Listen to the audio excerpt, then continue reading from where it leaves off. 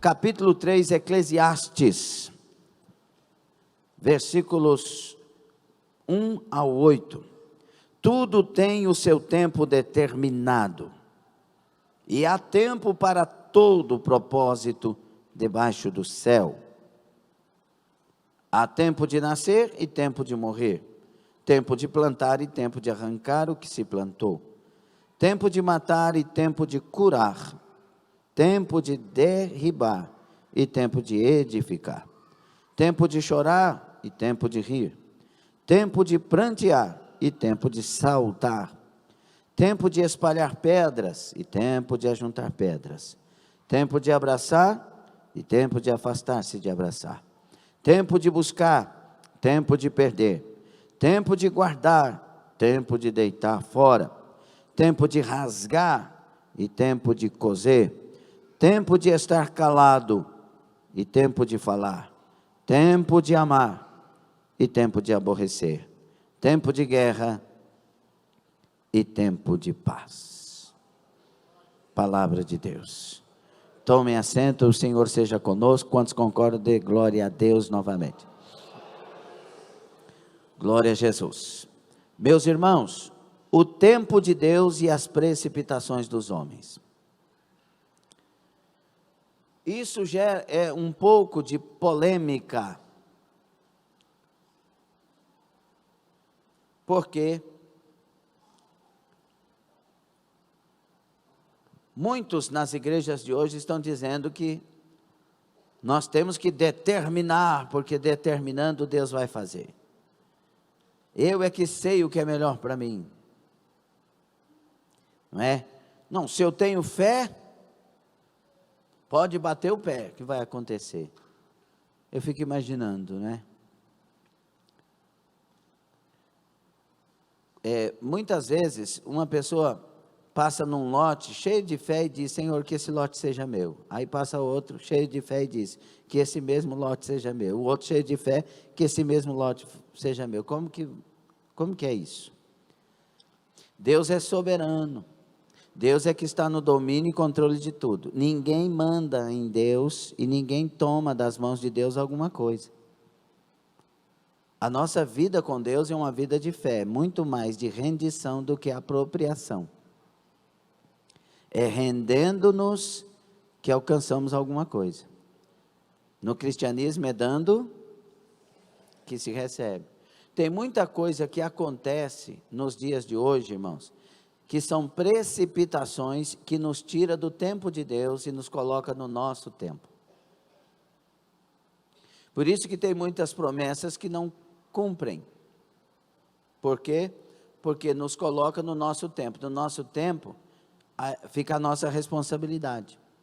Mas no tempo de Deus, a responsabilidade é dele. E isso gera polêmica porque tem muitas pessoas falando muitas coisas por aí. E esse mundo de hoje, preste bastante atenção nisso e traga à mente, em nome de Jesus. Nós vivemos numa correria desenfreada. Sim ou não? É comprovado estatisticamente que as 3 palavras mais proferidas na atualidade são 3 palavrinhas: não tenho tempo. Meu filho, você precisa de orar. Eu não tenho tempo. Não tem, pastor. Meu filho, você precisa de cuidar da saúde. Eu não tenho tempo. Aí depois arruma uma semana no hospital, 2 semanas. Arruma um tempo para ficar na UTI. Mas não tem tempo para cuidar da saúde. Então essas 3 palavrinhas, elas são as mais proferidas hoje. Não tenho tempo. Elas já apareceram aí na sua boca? Agora, diferentemente da década de 50, sabe quais eram as 3 palavras mais faladas na década de 50? Não é nem minha, hein? A minha década é bem lá na frente. Mas quais eram as 3 palavrinhas mais faladas, Rosa Dias, na década de 50? Eu te amo. Agora, analise a geração da década de 50 com a geração de hoje. Enquanto lá existia amor, existia tempo para tudo. Enquanto aqui não existe tempo, não existe amor. Não dá para entender isso ou não? Dá para fazer essa analogia? Lá porque a gente amava, tinha gente que matava um porco e dava quase o porco inteiro para os vizinhos. Hoje não tem tempo nem de matar o porco. Vai no açougue e compra só o que precisa. 1 quilinho para cá, 1 quilinho para ali e chega. Mas se mesmo fosse isso, uma prova que nós não temos esse sentimento, porque podia chegar no açougue então e comprar 3 quilos, 2 para mim e 1 para o vizinho. Né? O tempo, ou o termo tempo, compreendido pelo homem carnal, é o tempo que nós chamamos de cronos, que é o tempo cronológico, o do relógio, o da competitividade. O tempo de Deus é o kairos, que é um tempo que não está limitado à ação humana, mas à decisão de Deus,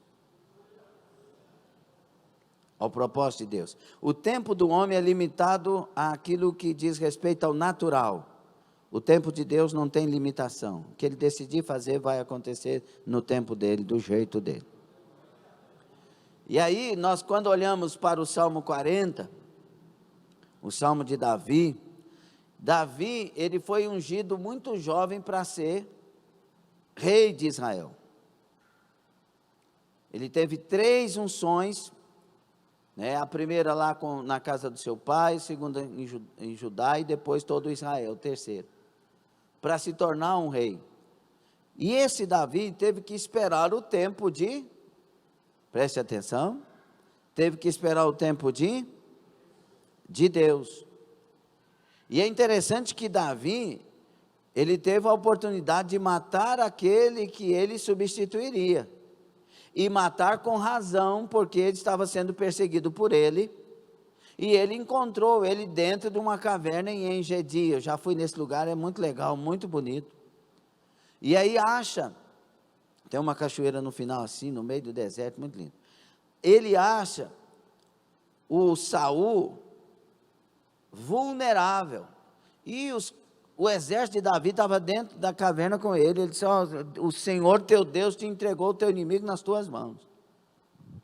O Davi vai lá, corta, 1 Samuel 24, se eu não me engano, ele corta um pedaço da orla das vestes do Saul e ele arrependeu. Quem sou eu para tocar no ungido de Deus?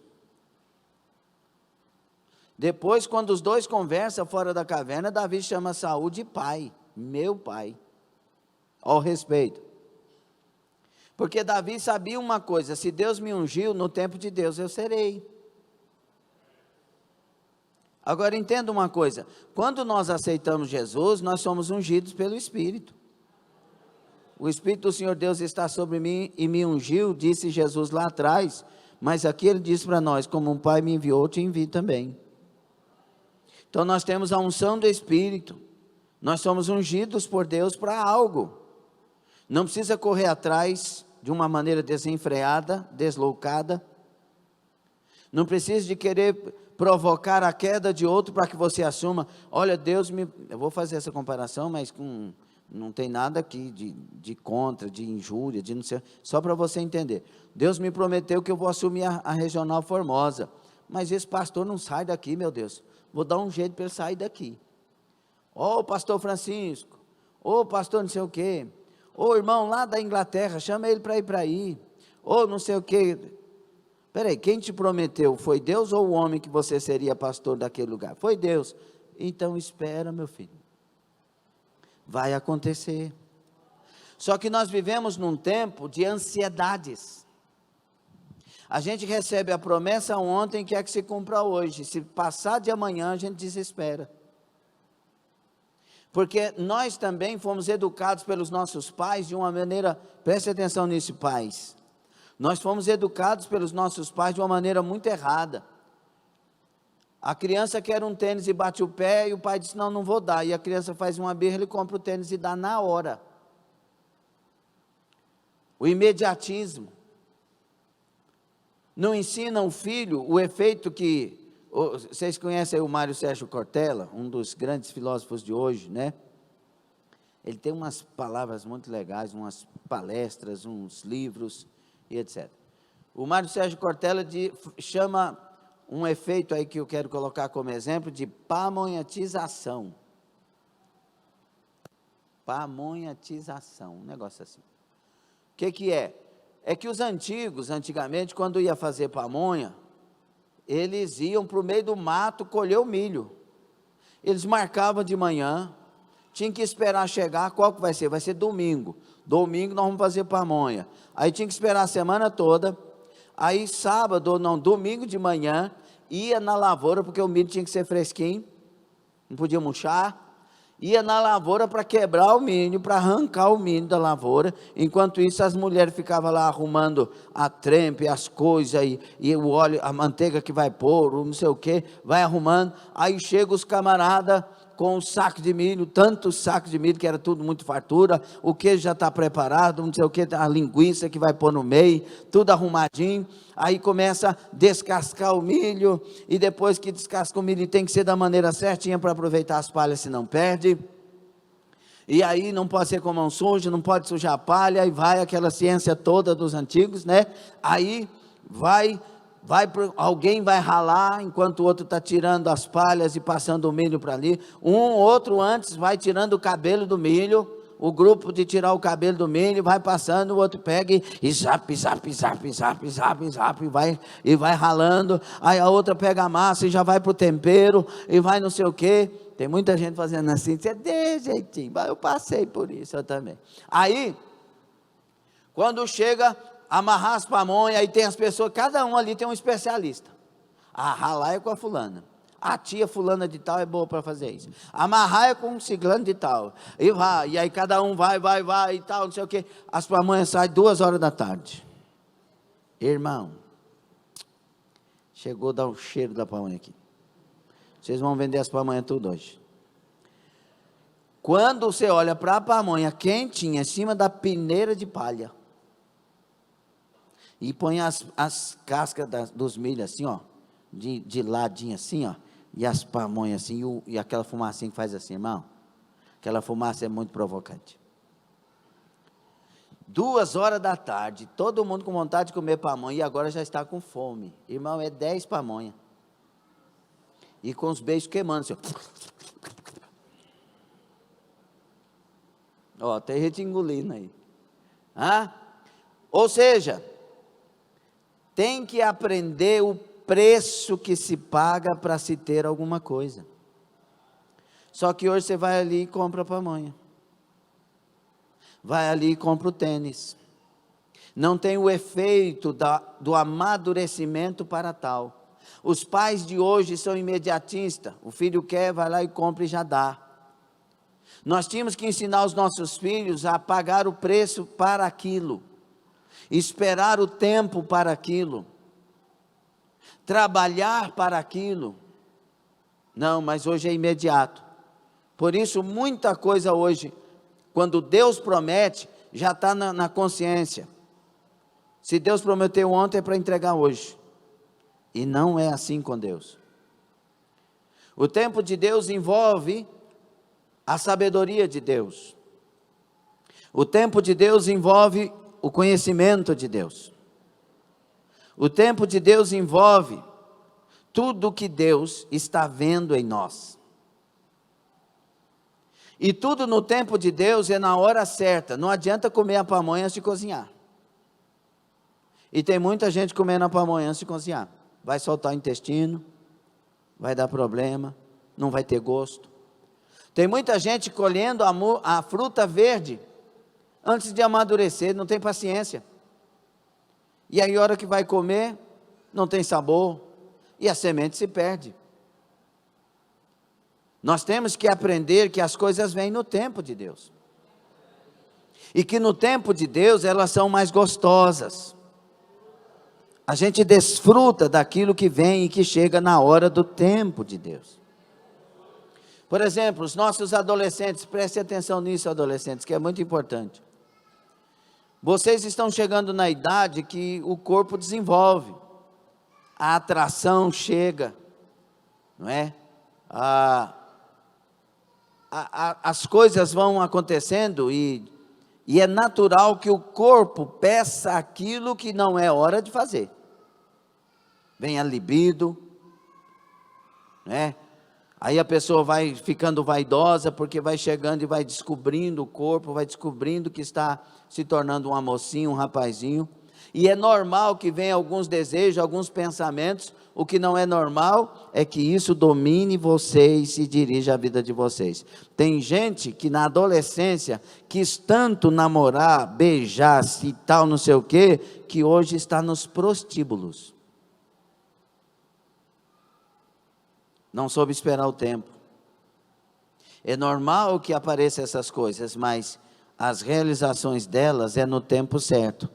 É quando o casamento chegar. É quando Deus dirigir para um namoro, noivado e casamento. Entende o que eu estou falando? E aí, não, eu quero hoje, eu quero agora, eu quero namorar, eu quero namorar, eu quero namorar, eu quero namorar, e se perde na vida. É tão ruim, irmãos, e eu vou falar com pureza de coração. Você vê uma moça, quando você vê uma moça virgem, ela brilha o rosto. É assim, a pureza brilha o rosto. Aí a pessoa vai, envolve o que não devia envolver. Aí você vê aquela pessoa que tinha 15 anos, e agora você vê a pessoa com 20 e poucos anos, está tudo manchado, perdeu a pureza. E como seria lindo se essa pessoa espera e agora conhece a pessoa, outra pessoa na hora certa, e eles se casam, e um casal junto ainda tem brilho. Separado não tem. Entende o que eu quero dizer? Com poucas palavras. E tudo isso é consequência das precipitações nossas.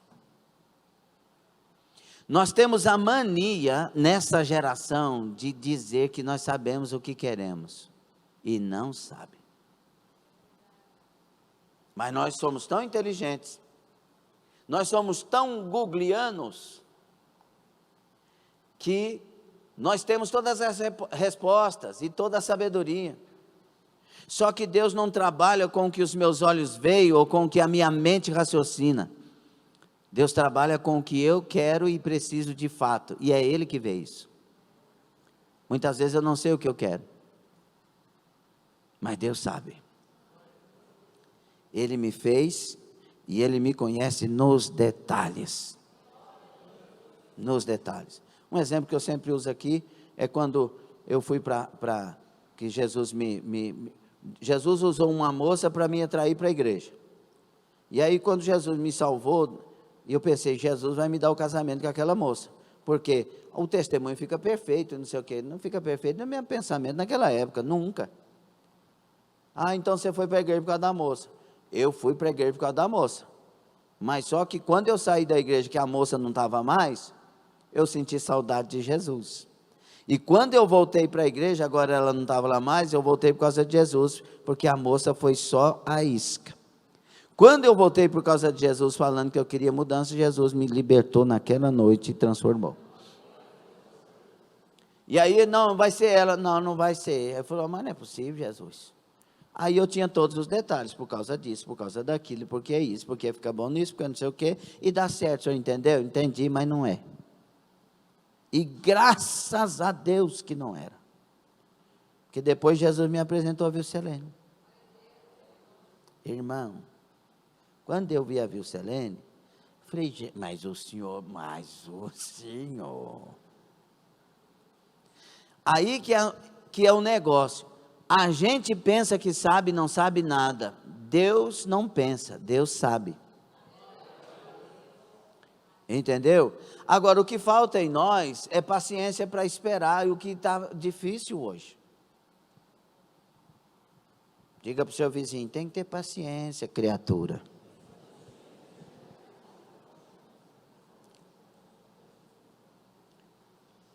Quem aprende a andar e viver no tempo de Deus, é certo que não andará angustiado, sem paz, porque confia e sabe do resultado final. Se eu estou em Deus é que vai acontecer. Aleluia. Você concorda com isso? Ao passo que aquele que vive no tempo cronos, que é o tempo do homem, e age na emoção, sai constantemente do tempo de Deus, é cronológico. Essa cronologia leva-o a sair dos propósitos de Deus. Tem que ter paciência. Por isso Davi, com tudo aquilo que acontecia com ele escreveu o Salmo 40. Esperei pacientemente pelo Senhor. E ele? Quando que Deus inclinou para ele os ouvidos? Depois que ele teve paciência e soube esperar. A gente quer que Deus inclina hoje, eu preciso agora de uma resposta. Se o Senhor não me der a resposta, eu saio da igreja. Se eu fosse Deus e eu não sou, eu ia dar as respostas nessa hora. Então vai para o inferno. Como assim o Senhor não me ama? Eu te amo, mas você não me ama e não quer saber de mim. E eu já te disse que sem mim ninguém vai para o céu. Você quer ir para o inferno? Bem, você quer ir, eu já te mando agora, se você quiser. Porque a gente ignorantemente fala com Deus, que tudo sabe, inventando história para Ele. Está gostando? Então fala para o seu vizinho assim, esperei pacientemente pelo Senhor.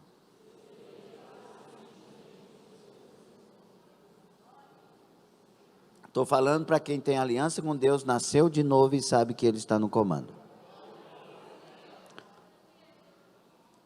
O tempo de Deus, então. Quando nós olhamos para o texto que nós lemos, meus irmãos, nós vamos encontrar 14 coisas positivas e 14 coisas negativas.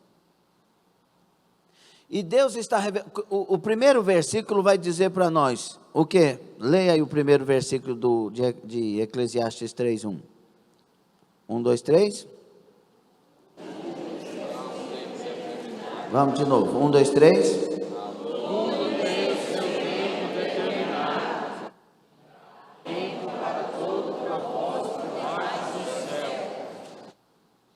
Primeira coisa que está revelando, Deus está no controle do tempo.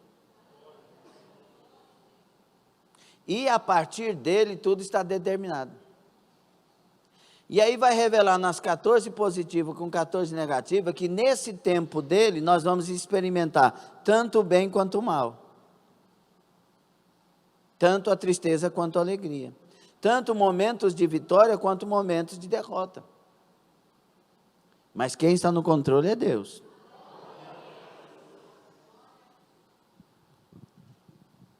Então, o tempo de Deus, esse autor revela a nós, que foi Salomão, o sábio Salomão, um dos mais sábios, do antigo mais sábio, mas Jesus Cristo veio e ele é mais sábio. Esse revela vários momentos que nós vivemos nas nossas vidas e que passaremos por vários tipos de emoções. Uma é a emoção da vitória e outra é a emoção da derrota. Uma é a emoção de receber uma notícia de uma enfermidade. A outra é a emoção de ver que Jesus curou lá na frente e Deus fez a obra. E nós temos que, em todo esse tempo, em tudo que a gente passa, saber que Deus, se eu continuo nele, Deus é quem está no controle de tudo. Uma comparação, se eu estou andando corretamente, e tem um irmão ao meu lado, e nós estamos, vou dar um exemplo melhor, um casamento. a esposa é fiel, o marido é infiel. O marido continua infiel, a esposa continua fiel. Por causa disso, o marido toma decisões precipitadas e sai desse casamento e arruma outra história. A mulher que continua fiel, ela continua dentro do tempo de Deus. Entendeu não, né? Quem continua dentro do tempo de Deus é quem continua fiel a Deus, aos propósitos, não abre mão da verdade. Dentro do tempo de Deus, Deus para essa mulher tem uma cura. Só que a cura de Deus é segundo a ciência dele. É segundo o que ele vê, segundo o que ele conhece, segundo o que ele sabe. E Deus está vendo o passado, ele está vendo o presente e ele está vendo o futuro. E dentro da visão dele, que ele é onipresente, de geração em geração e de eternidade em eternidade, ele vai tomar decisão pelo fiel. E aí a cura de Deus é uma cura segundo o que ele está vendo na história do fiel. Então ele pode fazer qualquer tipo de coisa, pode trazer de volta o esposo convertido, pode dar uma outra história, mas isso tem que ser Deus. Não, diga assim comigo, não pode haver, não deve haver precipitações. Então, se Deus está no trono, está escrito isso que lemos, Ele está nos encorajando a pensar novamente sobre toda a nossa vida, que ela vai do bom ao ruim, do difícil ao fácil. Então ele está dizendo, olha, na vida vocês vão ter aflições, mas tem de bom ânimo. Por quê? Porque a vida é cheia de gente falha. É cheio de muita coisa que está acontecendo por aí. O barco da história vai acabar no julgamento diante de Deus. Mas dentro do barco, nós temos que tomar decisões favoráveis à vontade de Deus. Primeiro, o controle soberano de Deus sobre o tempo. Isso que eu tenho que entender. Deus, Ele está no controle do tempo. Ele está assentado num trono e reina sobre tudo e sobre todos. Quando diz reina sobre tudo, o tempo está aí no meio. A Bíblia diz que nos últimos dias Deus abreviaria o tempo para salvar os escolhidos, senão nem os escolhidos seriam salvos, porque Deus é o Senhor do tempo. A Bíblia revela em Isaías de 7 a 11, você vai ver que Deus, Ele faz um relógio de acaso voltar atrás, Ele recua o tempo. Quando vai para o capítulo 10 de Josué, Deus estende o tempo. Deus estende não, Deus segura o tempo, porque Ele para o tempo para que Josué tenha vitória. Deus é o Senhor do tempo. Eu lembro quando eu tive um acidente na moto, depois de um encontro da Adonep, que 90 pessoas foram salvas para a glória de Jesus Cristo. No outro dia um caminhão passou na minha frente, e eu saí do caminhão, o caminhão entrou de novo na viela, eu bati numa roda do caminhão, passei, estava na outra roda e o caminhão não passou em cima de mim. Quem que vai entender isso? Quando eu cheguei para orar em casa com o joelho machucado, uns pontos na mão, que eu tenho a marquinha até hoje aqui, para lembrar que Deus é bom, eu levantei as minhas mãos e comecei a agradecer a Deus, porque Deus é Deus fiel, que não dormita. Quando eu estava orando a Deus, Deus falou comigo. Há muito tempo atrás, eu já havia regimentado os meus anjos para te guardar nesse dia. Porque Ele é o Senhor do tempo antes, mas Ele é o Senhor do tempo que vem depois. E Ele sabe agir. Como é bom ser de Deus. Como é bom você estar dentro do tempo de Deus, das mãos de Deus, do propósito de Deus. Isso não quer dizer que não enfrentaremos luta, volto a dizer, mas isso quer dizer que Deus está no controle e Ele tem todo o poder. Amém? Aqueles que vivem de uma cosmovisão humanista acreditam que o homem é o mestre de seu próprio destino. E aí o homem diz: eu vou decidir quando é hora de fazer alguma coisa. Aí o Tiago já vem para falar para nós: quem é você para dizer eu vou? Amanhã eu vou naquela cidade, amanhã eu não sei o quê. Tiago fala assim: você tem que dizer se Deus quiser, se Deus permitir. Tem muita gente dizendo que amanhã vai matar ciclano e morre hoje. Eu lembro de uma história, é cômica, mas é um ensino, né? Uma loira novinha casou com um senhor de 90 anos, 90 e tantos anos. Aí todo mundo olhou aquela cena e falou, e o cara arquimilionário, ela morreu antes que ele. Misericórdia. Quem é que pode pensar em fazer mal para os outros para se beneficiar, irmão? Deus é o Senhor do tempo. A verdade é que o homem não tem controle dos tempos. Deus está no controle, porque foi Deus quem criou os tempos. Amém ou não? Digo, o tempo pertence a Deus. Porque foi Ele que começou o tempo. Ele fez tudo lá no jardim e falou, vamos pôr um para medir o dia, outro para medir o... Olha Deus criando o tempo. Aí começou a surgir os dias. Foi feito tarde do primeiro dia e manhã do próximo dia. Deus é o Senhor do tempo. E Ele continua no tempo. 1 de Pedro 3, 5 a 2 de Pedro 3, 5 a 7. Para Deus um dia é como 1000 anos, e 1000 anos é como um dia. Ele é o Senhor do tempo. E Ele controla o tempo. Já falei de Josué, do relógio de Acais. Ele está no controle. Irmãos, tem coisa que acontece conosco que é uma coisa assim, sobrenatural mesmo. Você vê toda a sua vida em 1 segundo. Sim ou não? Tem gente que passa por um pré-morte, por um acidente, que vê a vida dele em 40 anos, 50 anos, 1 segundo, 2 segundos, 5 segundos. Tudo é passado. Porque o Senhor do tempo.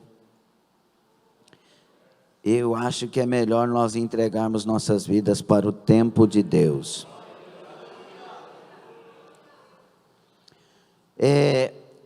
Outra coisa importante, irmãos, há uma temporada, um tempo para todo o propósito. Então, um tempo para nascer, não tem como, isso aí é determinado, tudo está determinado. Um dia, algum de nós vai morrer, sim ou não? O mais velho que vai morrer? Não. Vai lá no cemitério.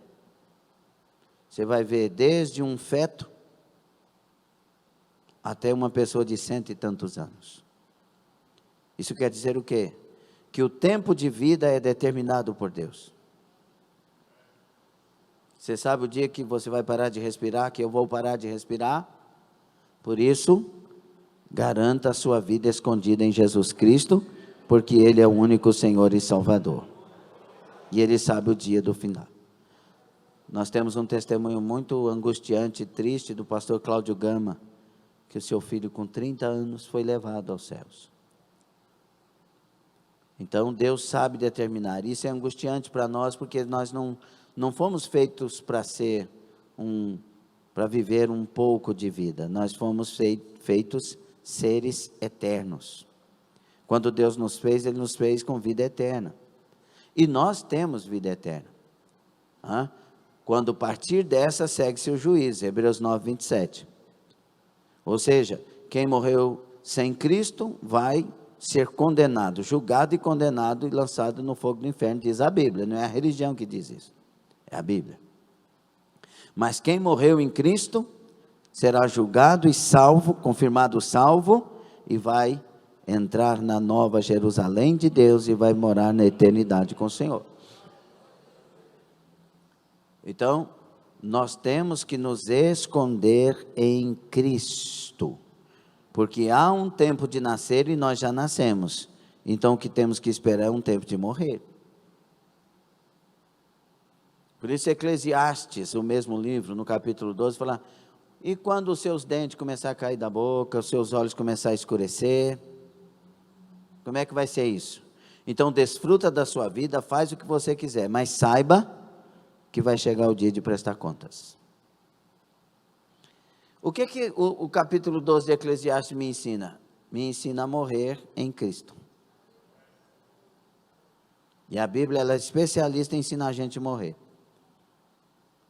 Por isso que a Bíblia diz que mais vale um dia de luto do que um dia de festa. Por quê? Eclesiastes também. Por quê? Porque no dia de festa ninguém medita sobre a vida. Mas no dia de luta a gente passa a pensar sobre a vida. O sábio Salomão sabia disso.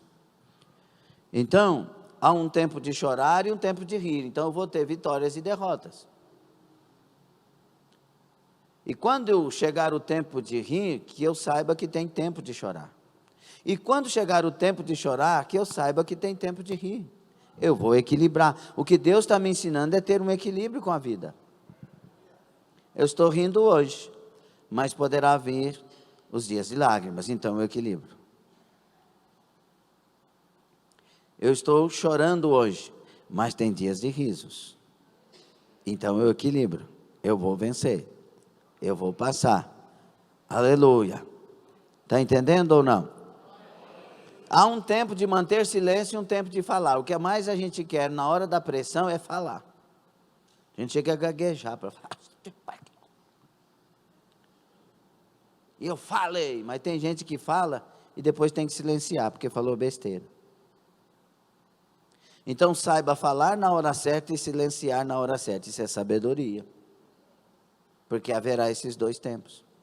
Tem hora que você está com a razão e não tem jeito de falar. Se eu falar aqui vai piorar. E piora. Então você tem que calar. E calar para o nosso, meu irmão, calar quando tem um bichinho orgulhoso, asqueroso, mal cheiroso, indigente. Como que é o nome dele? Dentro de nós, calar é difícil. Interessa, eu vou falar e aconteça o que acontecer. Só que depois arrepende de ter falado. Mas o sábio se cala. Por quê? Se tem uma coisa boa, quando você cala, que nos ajuda é o tempo. Porque a verdade sempre vem. Aí aquela briga que você não teve, passa a arrumar uma amizade melhor lá na frente. A pessoa vai te procurar. Muitas vezes isso acontece. A pessoa te procura e diz: olha, aquele dia lá, eu sei que eu estava errado. Foi assim, assim, assim. Obrigado. Está gostando? Há um tempo de guerra e um tempo de paz. O que eu faço no tempo de guerra? Vou para a guerra. Se no tempo de guerra eu invento uma paz, eu vou perder a batalha. Porque no tempo de guerra é tempo de dar tiro. Não é que você vai pegar o revólver, né, crente? Nossas armas são espirituais e são poderosas em Deus para vencer Satanás e suas obras. Se eu usar as armas de Deus, eu venço. Se eu usar as minhas, eu perco. Então, muitas vezes, no tempo de guerra, a pessoa para. E aí vem a derrota. Tempo de guerra, se revista de toda a armadura, toma posse das armas e vai para a oração, vai para o jejum, vai para o perdão, vai para a perseverança. Em tempo de guerra tem que dar tiro toda hora. Ou seja, não esmoreça na oração, não esmoreça no jejum, não esmoreça na busca, não esmoreça no perdão. Nós tivemos uma campanha de cura interior, sara minha alma, aquilo que você ouviu e aprendeu, todo dia pratica, todo dia perdoa, todo dia faça, daqui um pouco você está levantado, guerreira abençoada, guerreiro abençoado. Se você perdeu, vai no YouTube. Agora, em tempos de paz, não inventa guerra. Irmão, tem hora que está tudo em paz e vem um tribo, coisa, com fofoca. Já viu que tem gente que não sabe, tem um soldado que é assim, ele só sabe ir para a guerra, o Rambo, é o Rambo. O Rambo, senão não quero nada com ninguém, não. Aí o cara fala, tem um negócio acontecendo, eu vou lá. Já viu o Rambo? Tem gente que parece que é Rambo, pensa que é Rambo, irmão. Quer arrumar briga toda hora, e o tempo é de paz. Já viu umas mulheres tribuladas? Não, aqui não tem, fica tranquilo. Mas não tem umas que está tudo em paz e elas começam. Porque essa vida, porque... O que está acontecendo, meu Deus do céu? Que tempestade é essa? Satanás, você está querendo entrar aqui, você sai. E a mulher quer arrumar briga. Porque esse tapete está fora do lugar. Não, você quer que ponha aonde, amor? Não vem com essa cara de anjo, não. Mas... Já viu umas mães bravas? O menino chega em casa assim, ele fica até com medo de pôr o pé dentro da casa. E olha lá onde você vai pisar. E ele, não, onde só quer que eu pise? Está naquele tempo de paz e aquela tribulação. Irmão, deixa a paz reinar. Seja pacificador. Não seja encrenqueira, seja pacificador. Já viu que tem um adágio que fala assim, arrumar chifre na cabeça de qualquer ir. Fica arrumando coisa. Não sei não, hein? Eu acho que você está me traindo. Primeiro está julgando o caráter do outro, né? Ou da outra. Aquela coisa do ciúme infundado. Ei, nós estamos em Cristo. Tempo de paz. Eu vos dou a minha paz vos dou. Não vou lá dou como o mundo a dá. O mundo não tem essa paz, Jesus tem. Por quê? Porque essa paz que vem dele excede o entendimento. Amém? Então Deus está no controle de tudo. E essas coisas vão acontecer. E eu tenho que ter equilíbrio e sabedoria para viver nelas. Segundo, é possível para você e eu adorar a Deus em diferentes tempos, em diferentes estações da Bíblia, da vida. O que as pessoas não entendem, irmão, é que o problema nosso desse imediatismo, dessas precipitações, é que quando vem um conselho que está querendo me tirar daquilo que eu tenho de concepção, na minha fé, na minha maneira de servir a Deus, eu já não aceito e nem paro para refletir se aquilo é bom para mim. Então, como eu já disse aqui, tem lugares que eu fui que eu falei, minha irmã, você devia ter adorado a Deus, meu irmão, você poderia ter, não, mas eu estava cansado, eu estava não sei o quê, não sabe o que eu estou passando. Ou seja, estou pensando em mim e não estou refletindo no que a outra pessoa está falando. Uma mulher sangrando 12 anos foi até Jesus e tocou nele e foi curada. Será que essa pessoa que está no culto está pior que aquela mulher de 12 anos? Sangrando, anêmica. Imagino que com cólicas.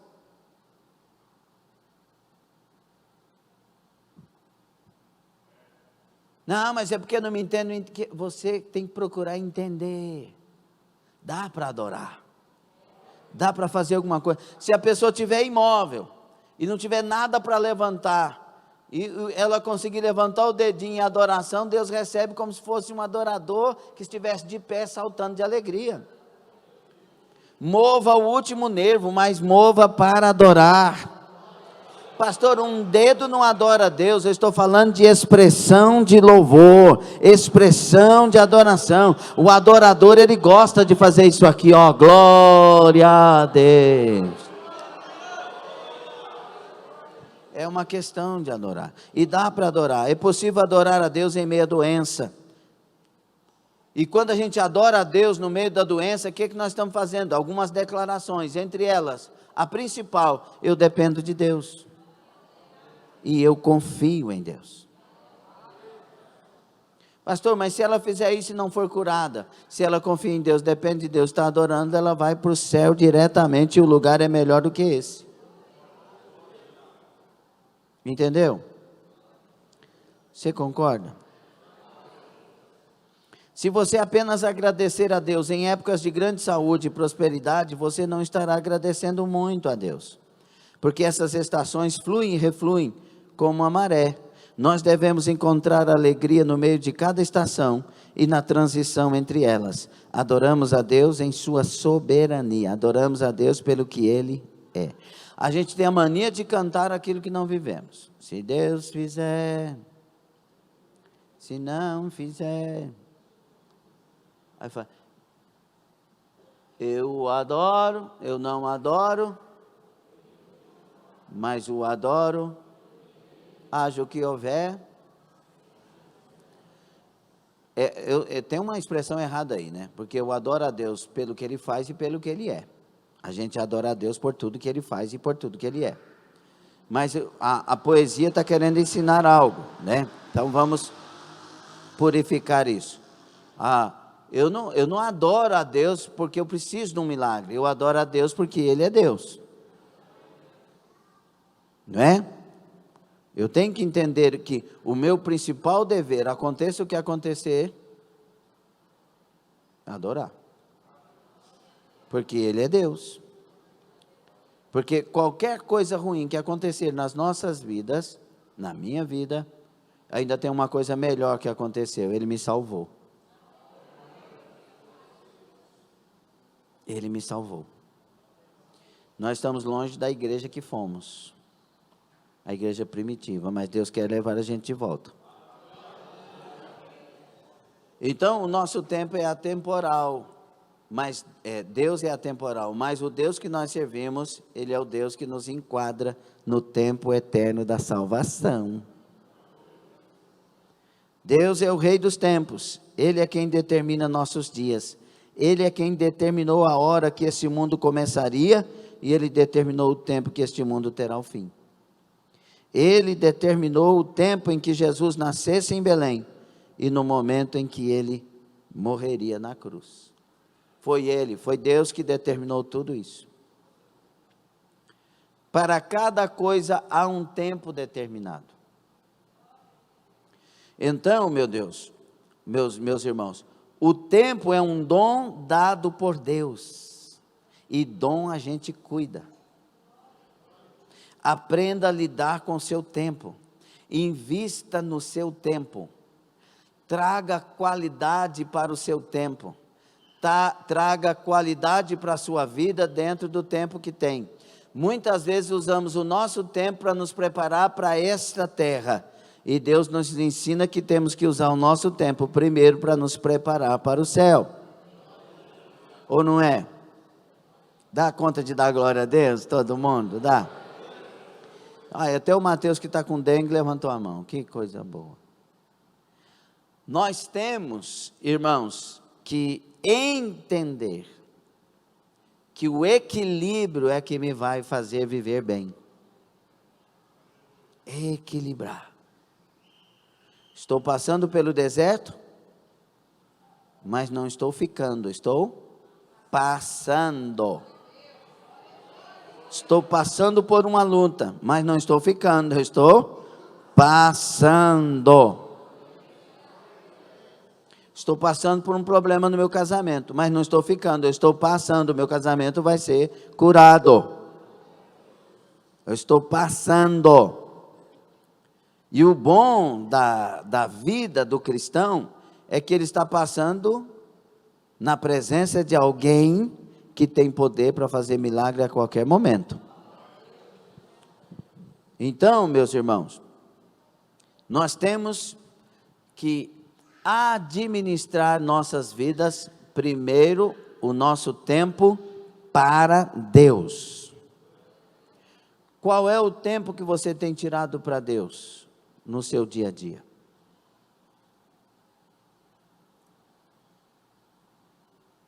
Aí vem a desculpa do não tenho tempo, não é? Não, pastor, eu não tenho tempo. Você passa quanto tempo no Instagram, no Facebook? Não quer trocar por Jesus? Vou perguntar de novo. Você não quer trocar esse tempo que você gasta com o Facebook e com o Instagram por um tempo com Jesus? Quanto tempo nós passamos com mensagens no WhatsApp? E nós ficamos até habilidosos. Tem gente que pega coisa só com 2 dedos aqui, ó. Ah, sim, não, depois eu vejo porque. Não, sei é. E o texto está lá, vamos. Sim ou não? Para alcançar essa habilidade tem que gastar muito tempo. E tem gente que não tem habilidade de falar com Deus, de orar a Deus, de ler a palavra de Deus. Pastor, ficou ruim agora esse estudo, não gostei não. Né? Eu acho que foi bom. Tem tempo para jogar bola, mas não tem tempo para Jesus. Tem tempo para o xadrez, mas não tem tempo para Jesus. Não sei ninguém que joga xadrez aqui não. Estou falando. Tem tempo para andar de bicicleta, mas não tem tempo para Jesus. As bikes estão aí sendo vendidas. Tem gente agora fazendo grupo de manhã no domingo para andar de bike 50 quilômetros, na hora da escola bíblica.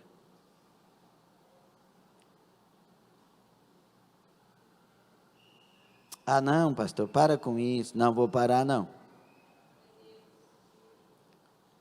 Deus quer, principalmente nesse tempo, que aprendamos a usar o tempo. Usar de maneira que a gente cresça. Já viu? Uma faculdade de 5 anos, a pessoa diz, não, é 5 anos, quando vê passou 10.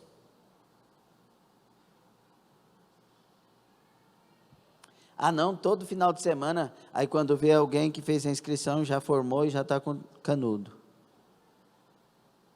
Temos que aprender a usar o tempo, para a glória de Jesus Cristo. Podemos falar depois? Podemos falar um pouquinho mais sobre isso? Vamos aprender a usar o nosso tempo, de tal maneira que vivamos uma vida de vitória em Cristo Jesus. Fique sobre os pés.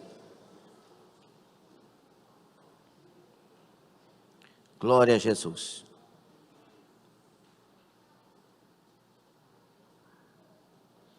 Lembre-se que Deus está falando de tempo conosco, porque lá é atemporal. Nós estamos vivendo na terra, e esse tempo aqui, ele é precioso. Não deixe o tempo passar para confessar pecado. Não deixe o tempo passar guardando mágoas, ressentimentos, ódios, amarguras. Não deixe o sol se pôr sobre a sua ira. Não deixe o tempo passar.